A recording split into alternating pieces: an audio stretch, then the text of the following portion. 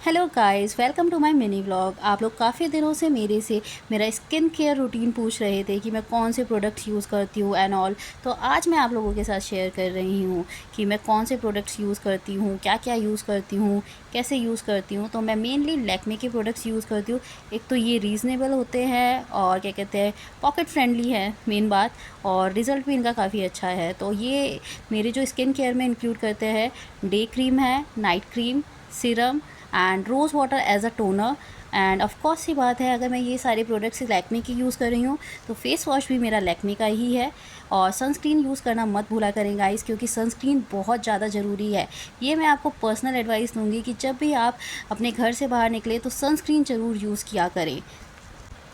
I hope you like my mini vlog, और अगर आपको पसंद आएगा तो मैं ऐसे व्लॉग्स बनाती रहा करूँगी आपके लिए। और उसके लिए कमेंट करें, शेयर करें, लाइक करें। Thank you so much guys. Bye bye. Share करना मत